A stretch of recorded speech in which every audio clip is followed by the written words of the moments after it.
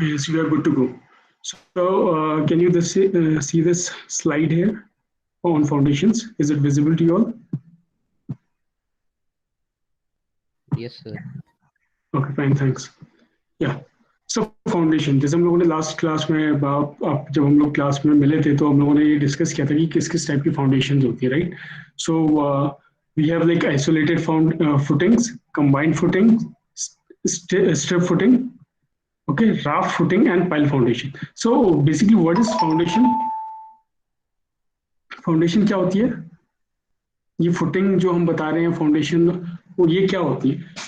ठीक है, तो this is part of a सब स्ट्रक्चर। ठीक है, हम लोगों ने पढ़ा था कि सुपर स्ट्रक्चर होता है, सब स्ट्रक्चर होता है। सब स्ट्रक्चर मतलब which is below the ground level. तो ये फाउंडेशन जो होती है हमारी ग्राउंड लेवल पे होती है।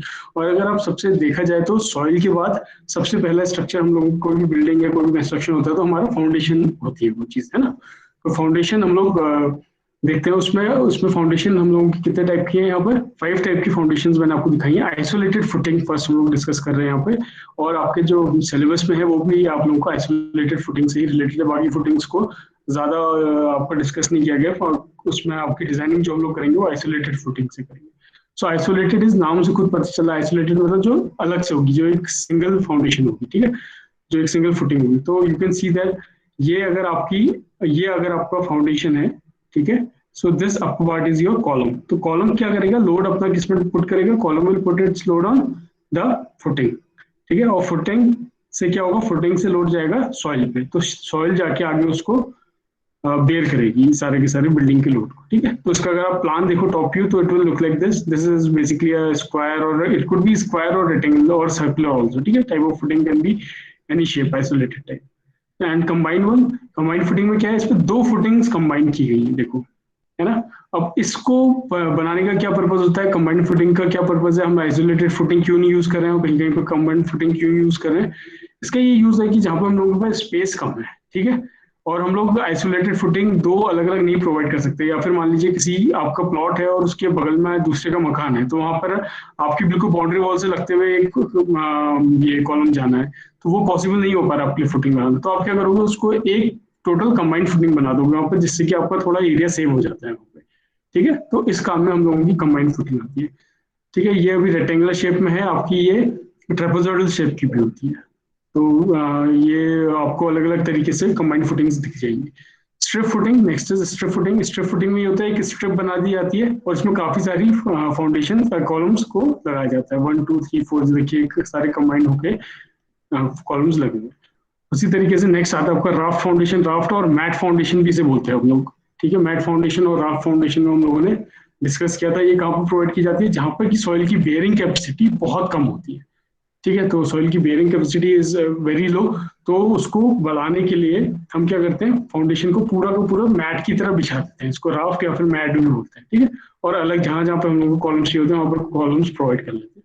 तो बेसिकली ज्यादा स्टेबिलिटी प्रोवाइड करता है on the soil which have less bearing capacity, तो इसलिए हम लोग राफ्ट टाइप की फाउंडेशन प्रोवाइड करते हैं। And the last one is your pile foundation.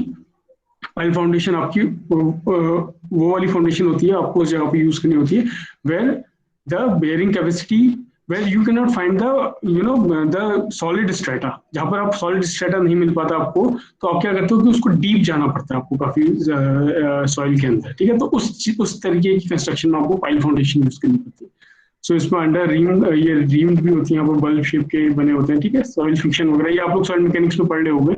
ठीक है, वो उसमें ज्यादा बेटर बताया जाएगा, बट हमारा ज्यादा फोकस रहेगा how to design a foundation. Design कैसे करते हैं फाउंडेशन, हम लोग आरसीसी पढ़ने, तो RCC is reinforced cement concrete, तो उससे रिलेशन रहेगा हम लोगों का। So I will directly come to the isolated footing. The first type of footing, isolated footing. Okay, so here we'll discuss the design of isolated footing. So for a rectangular footing of uniform thickness, so first I am discussing the rectangular footing, right? Rectangular footing of uniform thickness.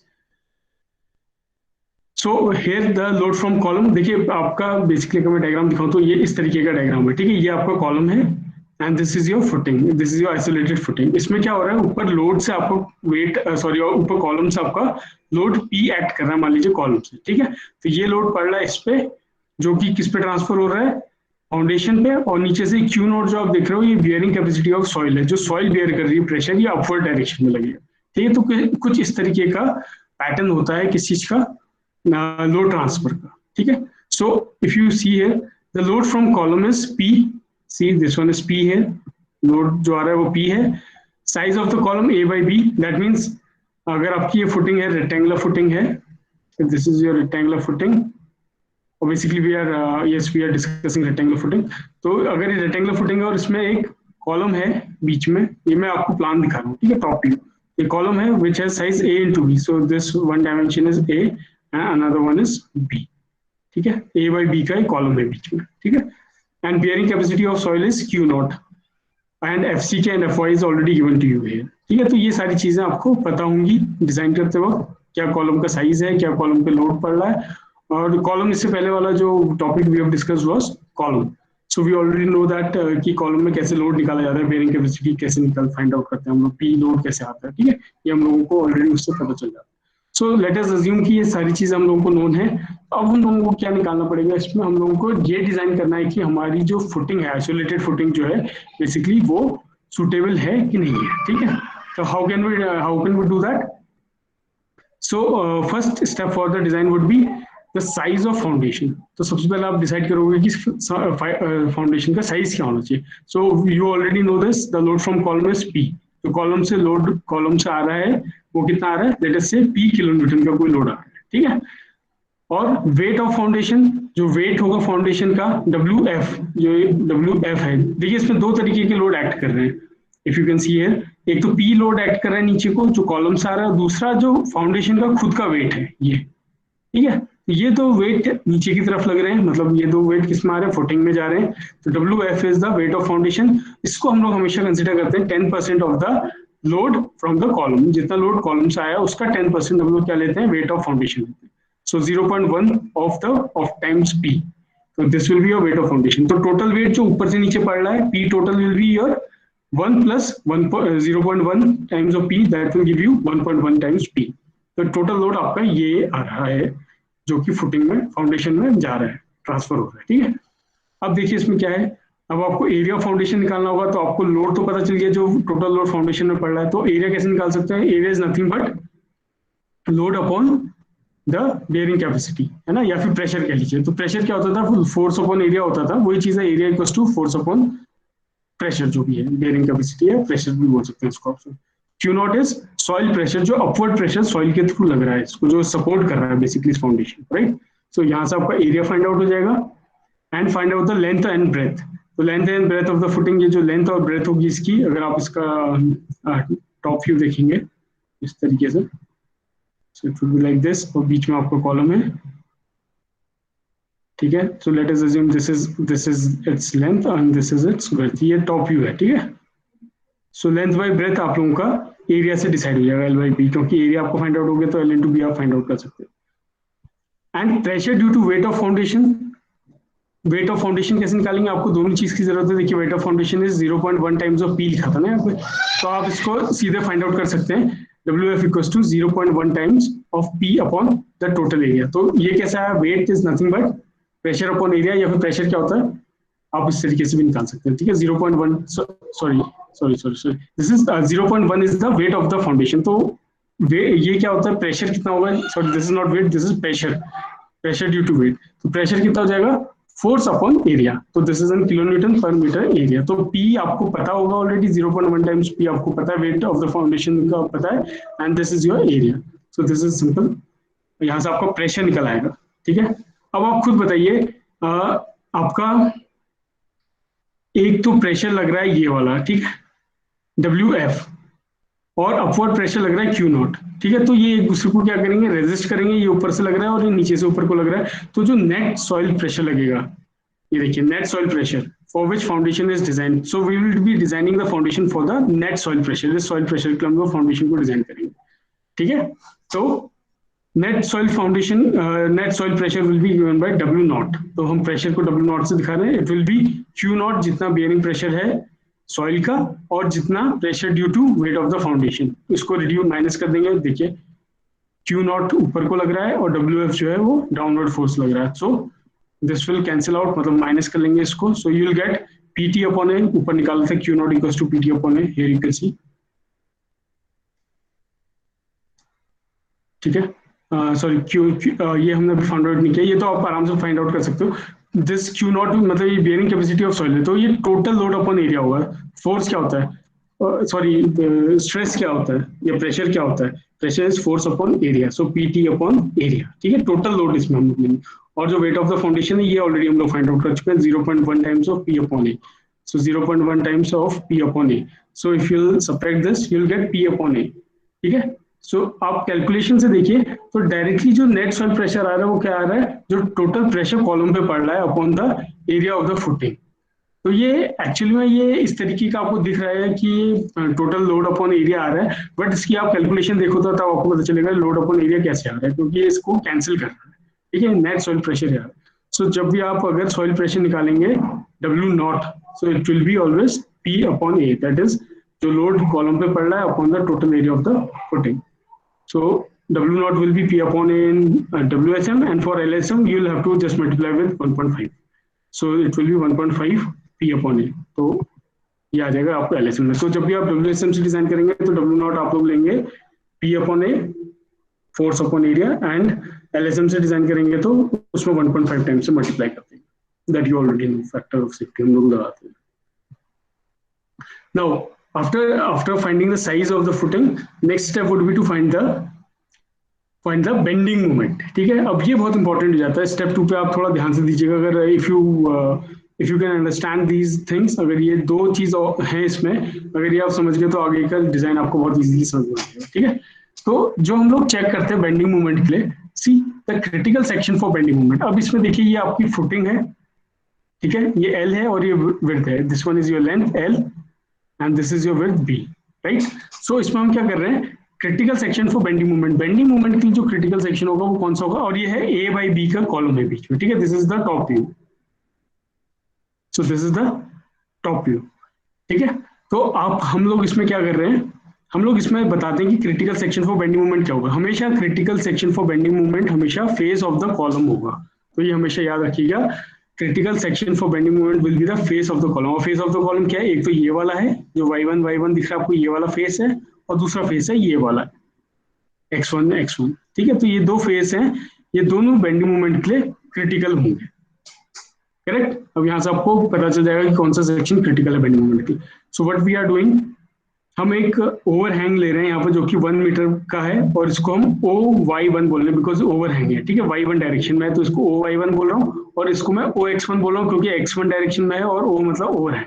तो ये distance कितनी है, this is from the face of this column to this face of the footing, ठीक है। तो यहाँ से यहाँ की डिस्टेंस है OY1 और यहाँ से यहाँ की डिस्टेंस है OX1, ठीक है। तो हम लोग ये 1 मीटर के लिए मान रहे हैं, अभी 1 मीटर के लिए क्यों मान रहे हैं हम लोग वो आगे चल के डिस्कस करेंगे। हम पूरी लेंथ के लिए भी ले सकते हैं उसको, फिर लेंथ के लिए मल्टीप्लाई कर देंगे तो वो आ जाएगा। पहले हम लोग सिर्फ 1 मीटर के लिए इसको डिजाइन करके देखते हैं, ठीक है। सो अगर मैं आपसे कहूं कि about the axis x1 about this axis, ठीक है, अगर मैं 1 metre of the width of the foundation ले लूँ, ये मैंने 1 मीटर विड्थ ले ली फाउंडेशन की, ठीक है, ये वाली। So overhang will be OY1, so you can easily find OY1 कितना होगा, खुद से कैलकुलेट कीजिए। अगर मैं आपसे बोलूं कि ये डिस्टेंस निकालिए OY1, so what will be this distance, so this distance you can find by using this B। अगर मैं B माइनस मतलब B माइनस दिस B करूं और डिवाइडेड बाय 2 कर दूं तो you will get this overhang OY1, ठीक है। ये तो आप इजीली निकाल सकते हो, दिस B से आपको ये वाला B माइनस कर देना और इसका 2/2 और 2 माइनस कर दोगे तो you will get this one, या सिंपली आप B माइनस B/2 कर दो, कैपिटल B ये वाली length minus this length divided by 2, so you will get this one. OY1 आपको पता चल गया और ये 1 मीटर आपको पता चल गया, तो ये पोर्शन आपको पूरा पता चल गया, ठीक है।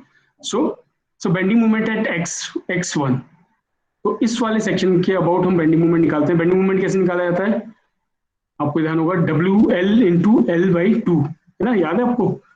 तो बेंडिंग मोमेंट आप लोग इस तरीके से निकाल सकते हो।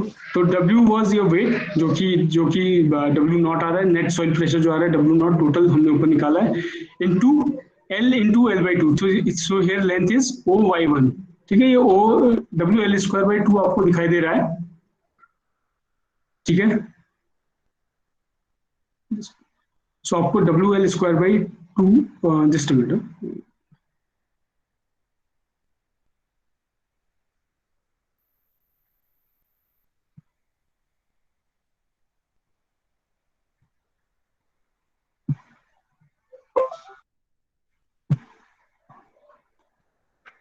ओके आप लोगों को विजिबल है स्क्रीन? Yes sir. ठीक है। आप ये देखिए OY1 आप लोगों ने यहाँ पर निकाला था, तो मूवमेंट कैसे निकाल सकते हैं? मूवमेंट अबाउट x, अगर इसके अबाउट मूवमेंट निकालना है तो मूवमेंट क्या होता था? W × L length into length का हाफ। तो लेंथ कितनी है? OY1 इंटू OY1 का half, that is OY1² by 2। तो WL² बाई 2 भी आप इसको लिख सकते हो, but basically is W into L, L is OY1 into L/2। ठीक है। सो OY1 की जगह पे आप ओवरहैंग वाला ये पुट कर दीजिए, you will gate W0 upon this is square 2 to the 4 and 4 into 2 will be 8, so you'll get this thing। ठीक है। मूवमेंट अबाउट x एक्सिस आपका ये आ गया। ठीक है। उसी तरीके से आप मूवमेंट अबाउट y एक्सिस भी निकालोगे। इसके अबाउट x y एक्सिस के अबाउट मूवमेंट कैसे निकालोगे? आप खुद से इसको ट्राई करो, इसके अबाउट निकालिए तो कैसे होगा देखिए, खुद से ध्यान रखिए। आपको डिस्टेंस निकालनी पड़ेगी ये वाली OX1 कैसे निकाल सकते हैं? You have this total length L minus A upon 2 करेंगे तो आपको OX1 आ जाएगा। देखिए L है माइनस A और डिवाइडेड बाय 2 करेंगे तो यू विल गेट OX1, तो ओवरहैंग आ जाएगा। अब इसके अबाउट आपको मूवमेंट निकालना है, तो मूवमेंट कैसे निकालते हैं? W into L length into L/2। तो सिंपल आपका आ जाएगा W0 into OX1 into OX1/2, मतलब उसका OX1 का स्क्वायर आ जाएगा। अब देखिए इसको सेम वही चीज होगी, overhang OX1 will be L - A/2, simply जो हमने देखा था। बेंडिंग मोमेंट एट y/1, तो y एक्सिस के अबाउट हम लोग देख रहे हैं नाउ, सी दिस मैंने क्या बताया था? W into OX1 into OX1/2। ठीक है। So bending moment at y/1 will be W0 into OX1² by 2, simply देखिए। And when you will solve this, OX1 की जगह पे आप ये पुट करेंगे L - A/2, you will get My = W0 A upon L - A²। So only one thing here you have to notice that जब हम x के अबाउट ले रहे हैं, mx के अबाउट ले रहे हैं, x एक्सिस के अबाउट ले रहे हैं, तो हमारा ओवरहैंग OY1 आ रहा है। देखिए x के अबाउट ले रहे हैं, ये x एक्स है, तो ओवरहैंग क्या आ रहा है? OY1। ओवरहैंग मतलब जो हैंगिंग पोर्शन है वो ये वाला पोर्शन। जब हम y/1 के अबाउट ले रहे हैं तो ओवरहैंग हमारा OX1 सिंपल। ठीक है। तो आपको मूवमेंट निकल गया, mx निकल आया आपको और my, दो मूवमेंट्स आपने निकाल लिए, mx और my। और आपको depth of the foundation find out करनी पड़ेगी, तो it is simple, you know that QBD² equals to movement equals to QBD²। तो d को मैं इधर ले लेता हूँ, QB यहाँ पर आ जाएगा √, और mx और my में से आप कोई सा भी कंसीडर करेंगे। कौन सा कंसीडर करेंगे? Which ever is more. तो mx ज्यादा है तो mx कंसीडर कर लीजिए, my ज्यादा है तो my के हिसाब से आप डेप्थ निकालिए। सो फ्रॉम दिस क्राइटेरिया आपको डेप्थ ऑफ द फाउंडेशन पता चल जाएगी। अब डेप्थ ऑफ द फाउंडेशन पता चल जाएगी तो अब आपके लिए और इजी हो जाएगा आगे के लिए सॉल्व करना। So the third step would be to check for one way shear। अब आपको एक चीज ये ध्यान रखनी है, इसमें तीन चीजें हैं। देखिए पहला मैंने आपको बता दिया, critical section for bending movement. So critical section for bending movement क्या है? Face of the footing. So this face of the footing is the critical section for bending movement. Face of the footing बोला मतलब जो face है footing का, sorry column का, वो आपका क्रिटिकल सेक्शन है फॉर बेंडिंग मूवमेंट, राइट। एक तो बेंडिंग मूवमेंट के लिए आ गया। अब दूसरा आ रहा है आपका शेयर के लिए, check for one way share. अब इसमें दो तरीके के शेयर एक्ट करते हैं फुटिंग में, आप हमेशा ये चीज ध्यान रखिएगा आगे भी। Check for one way share और टू वे शेयर, दो होते हैं इसमें, one way share and two way share, right. So this is one way share. First I will be discussing one way share and then I will be discussing two way share. ठीक है। दो तरीके के share लगते हैं, एक तो bending movement लग गया ऑलरेडी फुटिंग में, दूसरा आपका लग रहा है वन वे शेयर और टू वे शेयर। तो पहले हम लोग एक बार वन वे शेयर के लिए हम लोग चेक कर लेते हैं। ठीक है। अब इसमें आपको ध्यान रखने वाली बात यह कि जो क्रिटिकल सेक्शन है वन वे शेयर का, या फिर सिंगल शेयर या फिर बीम शेयर भी इसको हम लोग बोलते हैं, किसी भी नाम से आ सकता है, single share, one way share या बीम शेयर। तो इसके लिए क्रिटिकल सेक्शन कौन सा होता है? इसके लिए क्रिटिकल सेक्शन होता है ये वाला। ठीक है। मतलब फेस से जो डेप्थ हमने अभी निकाली थी डी, उसकी डिस्टेंस पे, फेस ऑफ द कॉलम से डेप्थ जो डी थी उसकी डिस्टेंस पे क्रिटिकल सेक्शन होगा। किसके लिए? वन वे शेयर के लिए। वन वे क्यों बोला जा रहा है? क्योंकि ये एक ही डायरेक्शन में हो रहा है, इसलिए इसको वन वे शेयर बोला जा रहा है। ठीक है। उसी तरीके से इसमें भी एक्स वाली साइड पे भी आप देख लीजिए, this is your face of the column, और यहाँ से डी की डिस्टेंस पे जो है वो क्रिटिकल सेक्शन होगा वन वे शेयर के लिए, ठीक है, टू वे शेयर के लिए नहीं बोल रहा हूँ मैं, वन वे शेयर के लिए बोल रहा हूँ, ठीक है। तो शेयर है तो मतलब शेयर फोर्स से रिलेटेड है। सो now the maximum shear force shall be at the white y2 axis where overhang is maximum। अब देखिए मैक्सिमम, देखिए आप शेयर फोर्स तो चाहे तो आप x2 और देखिए पहले वाले में हमने x1 और y1 लिए थे, अब इस वाले में हम लोग ले रहे हैं x2 और y2, ठीक है। So the maximum shear force will be at the, वो ऑफ कोर्स बहुत ऑब्वियस सी बात है क्योंकि शेयर फोर्स जो होता है W into L by two होता है, तो लेंथ पे डिपेंड करता है, तो जिस साइड लेंथ ज्यादा होगी उस साइड पे आपका शेयर फोर्स मैक्सिमम होगा। तो बेसिकली ये एल वाली साइड पे, मतलब अगर आप देखें तो ये जो सेक्शन है y/2 इस साइड पे आपका ये डिस्टेंस ज्यादा है, लेंथ ज्यादा है, तो यहाँ पर शेयर फोर्स ज्यादा होगा, तो इसलिए बेसिकली हम लोग सिर्फ इसी साइड का हम लोग निकाल रहे हैं, ठीक है। तो इसका आप ओवरहैंग फाइंड आउट कर लीजिए, OX2 है, इसका ओवरहैंग है OY2, मतलब जो y की डायरेक्शन में उसमें y2 लिखा हुआ है, जो x की डायरेक्शन में उसमें ओवरहैंग को O से दिखा रखा है, x2 लिखा हुआ है, ठीक है। तो सिंपल अगर मैं आपसे कहूँ तो फाइंड आउट द OX2, तो कैसे फाइंड आउट कर सकते हैं, ये टोटल लेंथ है माइनस a बाई 2, ये इतनी डिस्टेंस आ जाएगी, माइनस d, ठीक है। तो आप इसको फिर से ध्यान से देखिएगा, length minus a divided by 2, तो यहाँ तक की लेंथ आ गई हमारे पास, यहाँ से यहाँ तक की लेंथ आ गई, यहाँ से लेके यहाँ तक की लेंथ आ गई, माइनस दिस डिस्टेंस करेंगे तो हमने को ये OX2 फाइंड आउट हो जाएगा। सो यहाँ पर देखिए, यहाँ पर हमने वही किया, OX2 is L minus a by 2 minus the depth, ठीक है। तो इससे आपका ओवरहैंग आ गया। शेयर फोर्स कैसे निकालेंगे, share force in Y direction, तो V से हम लोग शेयर फोर्स को दिखाते हैं वाई डायरेक्शन। वाई डायरेक्शन में क्यों ले रहे हैं हम लोग, क्योंकि इस तरफ मैक्सिमम शेयर फोर्स होगा। आप चाहे तो V एक्स डायरेक्शन में भी निकाल सकते हैं, बट आपको अंत में आपको वैसे भी मैक्सिमम शेयर फोर्स ही निकालना होता है, तो इसलिए इसमें हमने एक ही बता रखा है, if you want you can find out Vx also, और जो भी आपका जो भी बड़ा होगा वो आप यूज करोगे, बट यू नो कि वी वाई वाली साइड का ही बड़ा होना है क्योंकि इसमें ओवरहैंग आ रहा है, देखिए OX2, तो OX2 ऑब्वियसली जो लंबी साइड होगी उस साइड का ही ज्यादा आएगा, ठीक है।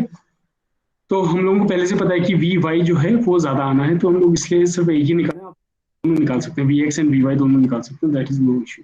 सो Vy आप कैसे निकालते हैं, आप शेयर फोर्स कैसे निकालते हैं, shear force is nothing but the W the length into the overhang, ठीक है। तो ओवरहैंग कितना था, ये देखिए L minus a by 2 minus d, तो आप इसको पुट कर लीजिए, W nought is the net soil pressure, तो this will be your shear force. अब आप इसमें चीज ध्यान रखिए, जब हमने बेंडिंग मोमेंट निकाला था तो वो था W into L by 2, right, जैसे आप निकालते ही हो, आपको बेंडिंग मोमेंट शेयर फोर्स निकालना आता हो, और शेयर फोर्स जब हम निकालते हैं हम उसको निकालते हैं W इंटू एल। सो ये आपका फाइंड आउट हो गया शेयर फोर्स। उसी तरीके से आप Vx डायरेक्शन पे भी निकाल सकते हो, उसमें क्या हो जाता है आपका, अगर आप यहाँ पर से निकालते हैं तो Vx would have been W not into,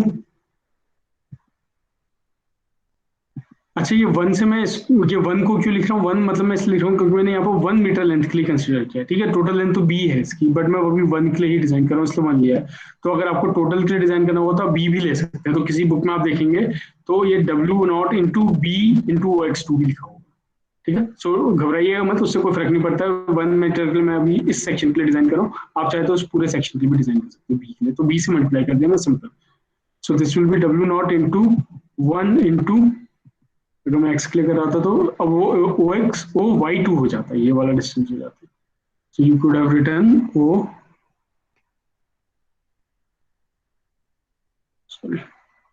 OY2, ठीक है। तो इस तरीके से आप निकाल लेते, OY2 ओवरहैंग डिस्टेंस आप निकाल के फाइंड आउट कर लेते। सो इन दोनों में से जो बड़ा होता है आप उससे नॉमिनल शेयर स्ट्रेस निकाल लेते हैं। तो शेयर स्ट्रेस क्या होता है, tau equals to V upon BD, ये आप लोगों ने पहले से पढ़ा है, तो Vy में यूज करूंगा because this is maximum. So Vy is B मैंने, आप को V भी रख सकते हैं, मैंने 1000 लिया बिकॉज मैं 1 मीटर को कंसीडर करके चलूंगा, into the depth and it should be less than the tau C minimum, ये हमने पहले भी पढ़ा हुआ है। जो नॉमिनल शेयर स्ट्रेस है वो हमेशा maximum shear stress of concrete जो होता है, सॉरी जो minimum shear stress of concrete होता है टाउ सी उससे कम होना चाहिए, या फिर it should be less than K times tau C. अब ये K क्या होता है, it is a factor depending upon the slab thickness, ठीक है। अब ये K की वैल्यू आपको इस क्लॉज से पता चल जाएगी, B5 2.1.1 पेज नंबर 84 पे गिवन है IS 456 पे, आप यहाँ से फाइंड आउट कर सकते हो, जिसमें दिया है if your slab is 300 mm से ज्यादा का स्लैब है तो आपको K की वैल्यू 1 रखनी है, 275 है तो इसकी कॉरस्पॉन्डिंग वैल्यू, सबकी कॉरस्पॉन्डिंग आपको वैल्यूज ऑलरेडी यहाँ गिवन है, ठीक है, तो आप के इंटू टाउ सी की वैल्यू से भी ये छोटा होना चाहिए। तो this is basically a check for one way share. आप टाउ भी निकालोगे and you will be checking for these values. अगर ये इसके अंदर अंदर आता है then it is okay, otherwise आपको रिवाइज करना पड़ेगा। ठीक है, अब ये तो बात हो गई वन वे शेयर की। ठीक है, अब मैंने आपको पहले बताया था एक हो गया बेंडिंग मूवमेंट, दूसरा हो गया वन वे शेयर, और एक होता है टू वे शेयर।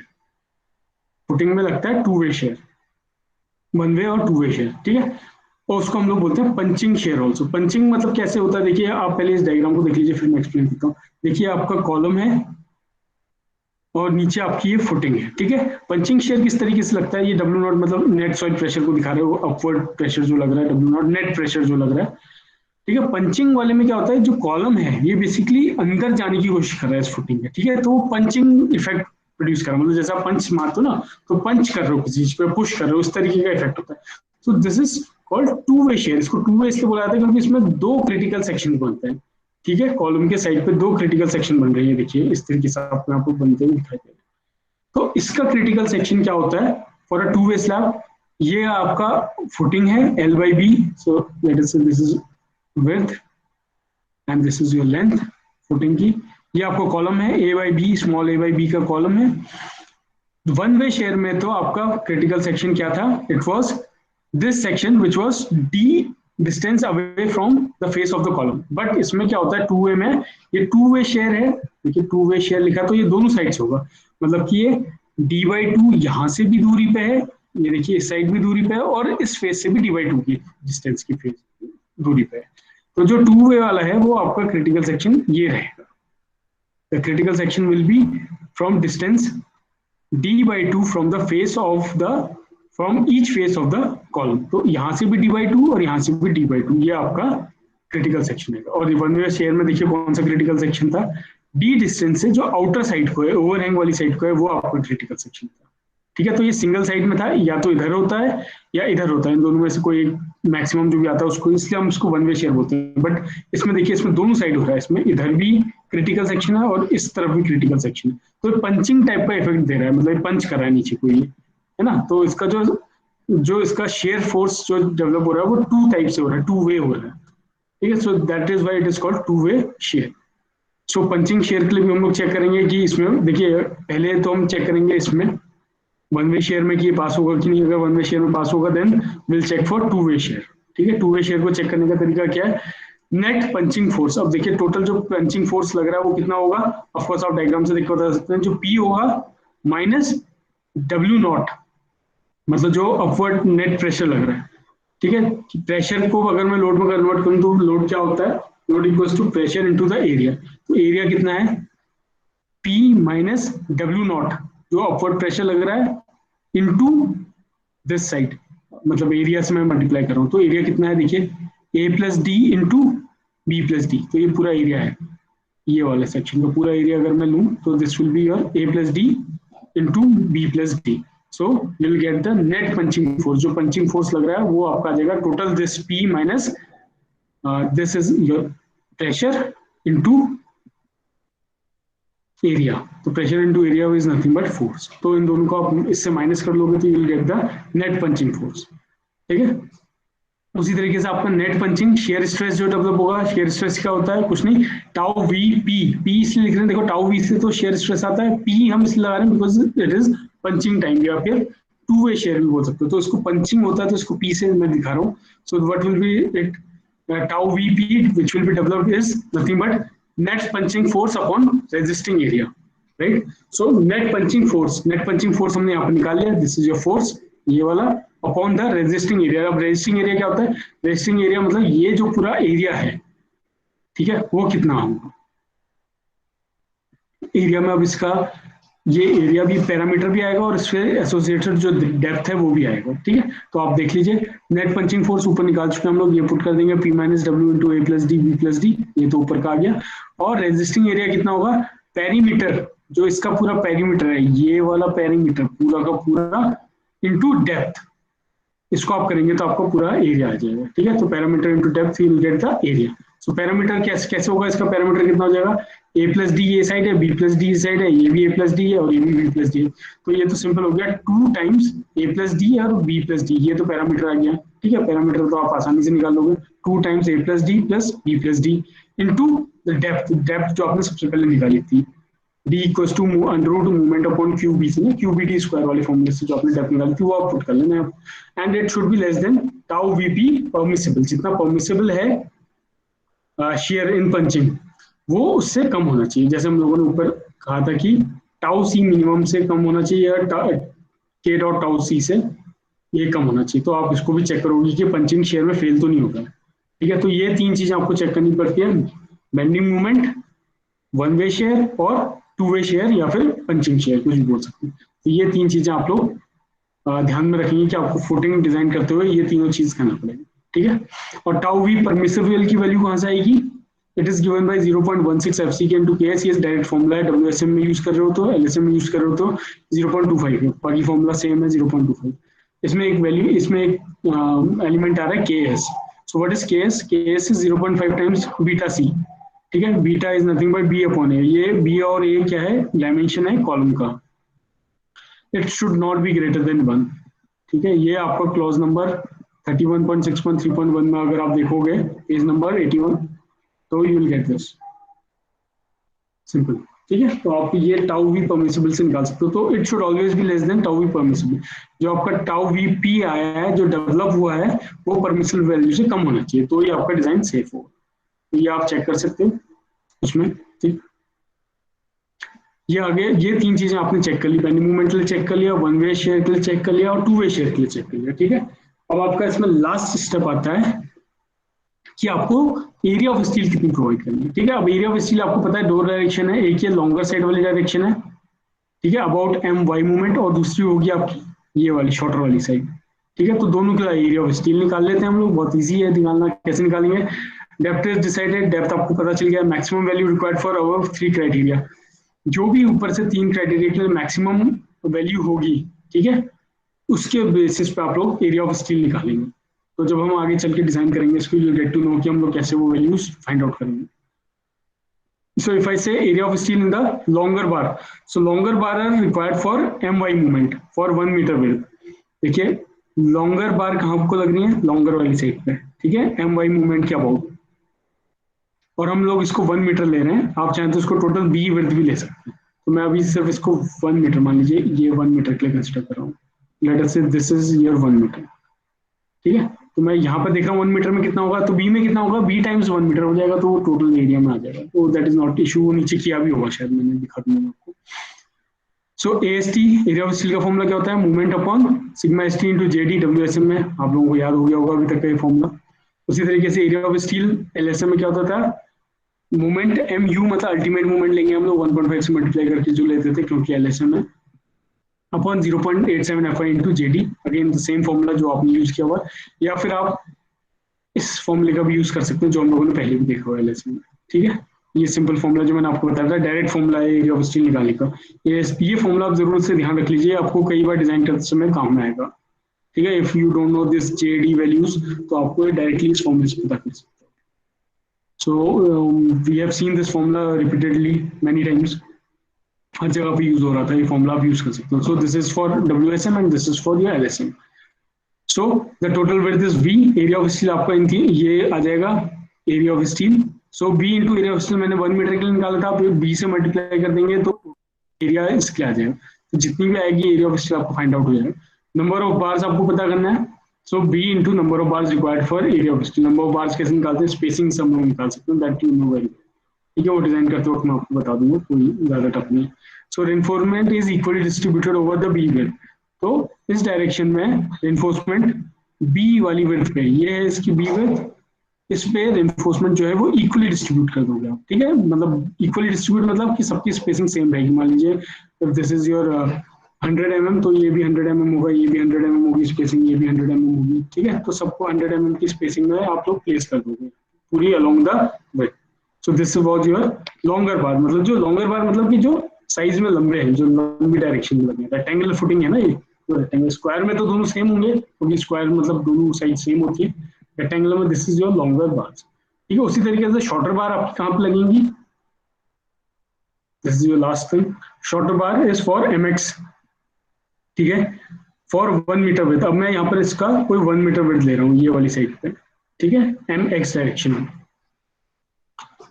तो आपको बस एक चीज ये ध्यान रखनी है, एरिया ऑफ स्टील जब आप लॉन्गर के लिए निकाल रहे हैं तो एम वाई पे निकाल रहे हैं, देखिए वाई वाले डायरेक्शन पे, इस वाले मूवमेंट के अबाउट एम वाई, और जब आप शॉर्टर वाले पे निकाल रहे हैं तो एक्स वाले के अबाउट निकाल रहे हैं, ठीक है। सो ये चीज आपको ध्यान में रखनी जरूरी है। So M X, area of steel M X upon sigma S T J D, same formula जो ऊपर था, M U upon 0.87 F Y J D, same formula जो ऊपर था, बस वहां पर एम वाई था, यहाँ पर एम एक्स हो गया, सिंपल इतना, ठीक है।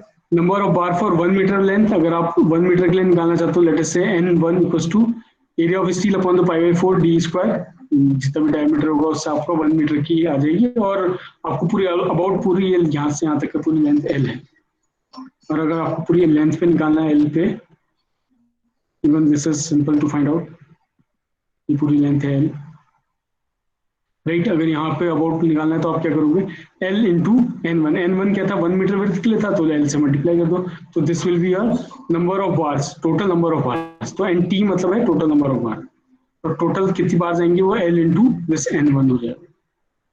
Number of bar provided in central band for width B। अब देखिए जो लॉन्गर वाली साइड है ना, उसमें हम क्या करते हैं, जो ये विड्थ थी हमारी, जितनी मान लीजिए विड्थ है B, इसके अबाउट जितनी विड्थ है, यहाँ पर सेंटर टू सेंटर हम लोग ज्यादा रेनफोर्समेंट प्रोवाइड करते हैं, और इसके अबाउट हम लोग कम रेनफोर्समेंट प्रोवाइड करते हैं, ठीक है। तो ये आप देख लीजिए, अबाउट द लेंथ में हम लोग बी, जितना बी आ रहा है हमारा, बी एक्चुअल में हमारा क्या है, दिस इज योर बी, इतनी जितना इसकी विड्थ है ना, उसके अबाउट तो हम लोग ज्यादा सेंटर बैंड में उसमें ज्यादा रेनफोर्समेंट प्रोवाइड करते हैं, और किनारे पे कम प्रोवाइड करते हैं।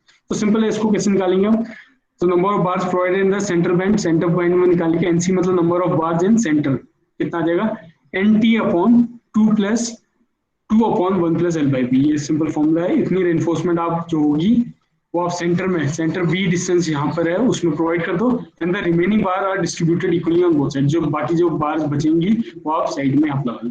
इसका मतलब ये है कि मान लीजिए अगर आपके 100 बार्स हैं, और इस फॉर्मूले से आपका आ रहा है सेंटर में लगने वाली 60 बार, 60 बार्स, तो आप 60 बार्स यहाँ प्रोवाइड करेंगे, और बचेंगी 40 बार्स, तो 20 यहाँ और 20 इस साइड लगा देंगे, ठीक है। तो इस तरीके से आप लोग इसको डिजाइन करते हो। Longer area of steel for longer side ऊपर निकाला था, ये वाला लॉन्गर साइड कितनी एरिया ऑफ स्टील लगेगी, एंड फॉर शॉर्टर साइड ये वाली कितनी लगेगी, ये आप इजीली इस फॉर्मूले से फाइंड आउट कर सकते हो, ठीक है। तो ये जो आपका है, ये पूरा का पूरा कॉन्सेप्ट है, आप इसमें देख लीजिए फुटिंग में क्या क्या था। हम लोग एक रेक्टेंगुलर फुटिंग में, थोड़ा सा एक ओवरव्यू फिर से दे रहा हूँ आपको पूरे डिजाइन का, हम एक रेक्टेंगुलर फुटिंग डिजाइन कर रहे थे, वापस आपको ऊपर से यहाँ से दिखा देता हूँ जल्दी जल्दी। हम लोग एक रेक्टेंगुलर आइसोलेटेड फुटिंग डिजाइन कर रहे थे, जिसमें हम कॉलम का एरिया पता है, साइज पता है हम लोगों को, लोड पता है कॉलम से कितना पड़ रहा है, और bearing capacity of soil given है, राइट। हमने सबसे पहले फाउंडेशन का साइज निकाला, इसमें सबसे इंपॉर्टेंट बात थी वेट ऑफ फाउंडेशन निकालना, जो कि हम 10% ऑफ द कॉलम का वेट लेते हैं, ठीक है। यहाँ से आप लोगों ने नेट सॉइल प्रेशर निकाल लिया था, W0 जो क्या आया था, P upon A. P was nothing but the load from the column, and A is your area, total area for the footing, ठीक है। तो WSM और LSM आप लोग निकाल सकते हैं। फिर हमने इसके बाद क्या किया, आप लोगों ने इसमें बेंडिंग मूवमेंट के लिए चेक किया। बेंडिंग मूवमेंट के लिए क्रिटिकल सेक्शन क्या था, from the face of the column, क्योंकि ये कॉलम का फेस है, तो this is your bending movement के लिए क्रिटिकल सेक्शन है, और ये वाला भी फेस इसका बेंडिंग मूवमेंट के लिए क्रिटिकल सेक्शन है, ठीक है। ये आपने बेंडिंग मोमेंट फाइंड आउट कर लिया था, तो इसमें से mx और my निकल के आया था, जो भी इनमें से बड़ा होगा उससे आपकी डेप्थ फाइंड आउट होगी, right. Next was your to check for the one way shear. One way shear का क्रिटिकल सेक्शन क्या होता है, उसका क्रिटिकल सेक्शन होता है the section is d distance from the face of the column, तो यहाँ से d डिस्टेंस की दूरी पे जो है ये क्रिटिकल सेक्शन है, और इस साइड पे ये वाला क्रिटिकल सेक्शन है। बट एज वी नो कि जो लॉन्गर साइड होगा उसमें शेयर फोर्स ज्यादा होगा, तो हम लोग हमेशा ये लॉन्गर साइड वाला डिस्टेंस को ले लेते हैं। तो Vy was our maximum shear force, considering maximum shear force, तो कोई इशू नहीं है। मैंने आपको बताया था Vy Vx दोनों निकाल सकते हो, जो भी इनमें से ज्यादा आएगा उससे भी आप नॉमिनल शेयर स्ट्रेस निकाल सकते हो। तो नॉमिनल शेयर स्ट्रेस क्या होता था, V upon b, tau V equals to V upon b d, ये आप लोगों ने कई बार फॉर्मूला पढ़ा है, इससे आप लोग फाइंड आउट कर सकते हो। और एक कंडीशन थी टाउ V शुड, जो नॉमिनल शेयर है वो कभी भी जो कंक्रीट का शेयर है मिनिमम, उससे कभी भी बड़ा नहीं होना चाहिए, it should always be less then और इक्वल टू दिस, ठीक है। ये आप चेक करेंगे। नेक्स्ट आपको चेक करना था check for punching shear. Punching shear है, ये टू वे शेयर है, दोनों साइड से लगेगा, इस डायरेक्शन में भी और इस डायरेक्शन में भी। सो ये कहाँ पर लगता था, it was from D/2 and D/2 on the both side of the on the both faces of the column. तो दोनों साइड से dy2 की डिस्टेंस पे dy2 की डिस्टेंस पे आपका पंचिंग शेयर लग रहा था। आपने इसमें नेट पंचिंग फोर्स निकाला था, फोर्स से आप लोगों ने इसमें नेट पंचिंग शेयर निकाल लिया था। शेयर क्या होता है? Share is nothing but force upon area. Area आपने निकाला और एरिया में आपको पैरामीटर की जरूरत पड़ी, आपने उससे फाइंड आउट कर लिया। इसके बाद हमारा था टाउ भी परमिसिबल से हमेशा स्मॉल होना चाहिए। जो हमारा शेयर स्ट्रेस डेवलप हुआ है वो परमिसिबल से कम होना चाहिए। परमिसिबल निकालने का क्या फॉर्मूला था? ये फॉर्मूला आपको गिवन है, ये आप इस पेज में फाइंड आउट कर सकते हो, एलएसएम एंड डब्ल्यूएसएम में। ठीक है, last step was to find the area of steel. Area of steel अब दो डायरेक्शन में लगनी है, एक तो लॉन्गर साइड पे लगनी है और एक शॉर्टर साइड पे। लॉन्गर साइड पे जो लगेगी वो मोमेंट एम वाई प्रिडोमिनेंट होगा इसमें, एम वाई वाई डायरेक्शन वाला जो, ठीक है। और जो शॉर्टर साइड होगी उसके लिए एम एक्स प्रिडोमिनेंट है। बाकी फॉर्मूलाज दोनों के लिए सेम है, बट शॉर्टर वाली बार्स में एक चीज कॉमन थी कि जो लेंथ है उसके जो सेंटर बैंड है बी, तो यहाँ की विड्थ है, उतना ही डिस्टेंस पे हम लोग ज्यादा रेनफोर्समेंट प्रोवाइड करते हैं और ओवरहैंग वाली डिस्टेंस पे, मतलब इधर वाली डिस्टेंस पे हम लोग कम रेनफोर्समेंट प्रोवाइड करते हैं, जो कि हम इक्वली डिस्ट्रीब्यूट करते हैं। सो this is how you design a footing. ठीक है, आइसोलेटेड फुटिंग डिजाइन करने का तरीका है। और एक क्लास में आपकी कर लूंगा, ये एक क्वेश्चन है, आप लोग इसको चाहे तो नोट कर लीजिएगा या फिर जब आप वीडियो को रिव्यू करेंगे तो you can just try out this question. ठीक है, a rectangular RC column of size 60 by 40 centimetre, centimetre में दिया है, आप mm में कन्वर्ट कर लेना, इजी है। Carries the load of 80 ton, again ton में दिया है, न्यूटन में कन्वर्ट कर लेना। डिजाइनर रेक्टेंगुलर फुटिंग, ये आपसे बोला रेक्टेंगुलर फुटिंग प्रोवाइड करो। M15 और Fe250 का आपका ग्रेड का सीमेंट है एंड स्टील है। Q not is your bearing capacity of the soil, जो कि है 20 टन पर मीटर स्क्वायर। ठीक है, इसको भी आप न्यूटन पर मीटर स्क्वायर या mm स्क्वायर में कन्वर्ट कर लीजिए। इसने बोला use the LSM method. So this is already come in 1993 years के एग्जाम में ये क्वेश्चन आ चुका है। देखिए, तो छोटा सा क्वेश्चन है और आपको क्या करना है, एक रेक्टेंगुलर फुटिंग डिजाइन करके देखते हैं। ठीक है, so you can just try it once. जो आपको मैंने ऊपर कंसेप्ट समझाया उसमें जस्ट पुट ऑन करते रहिए और आपका नीचे सॉल्व होता जाएगा। नहीं तो कल मैं इसको आपका ये वाला न्यूमेरिकल कल डिस्कस करूंगा। So that will be your that will be all for the foundation. ठीक है, तो ये रेक्टेंगुलर फुटिंग के लिए ये वाला न्यूमेरिकल मैं आपको कल सॉल्व करके दिखाऊंगा क्लास में। और आप लोग जरूर इसको एक बार ट्राई कर लीजिएगा। क्वेश्चन मैंने आपको दिखा दिया है यहाँ पे, एक बार इसको ट्राई कीजिएगा, जो कॉन्सेप्ट मैंने ऊपर बताया उसके अबाउट, उसके उससे अगर आप सॉल्व करेंगे तो you will find it very easy. ये हो जाना चाहिए बिल्कुल स्टेप वाइज, अगर आप चलेंगे तो हो जाएगा, नहीं तो कल हम लोग इसको एक बार क्लास में discuss. So that is all for today. और इस वाले में कोई भी अगर आपको डाउट होता है तो आप एक बार वीडियो को रिव्यू कर लीजिए, मुझसे आप क्वेश्चन बाकी अपने ग्रुप में पूछ सकते हैं, कोई भी क्वेश्चन या कोई भी डाउट है। नहीं तो कल की जो क्लास होगी उसमें मैं आपको ये न्यूमेरिकल सॉल्व कराऊंगा, उसमें आपको ज्यादा बेटर क्लैरिटी आ जाएगी कैसे इसको डिजाइन करना है। ठीक है, फुटिंग को कैसे डिजाइन करना है। सो आई स्टॉप हियर।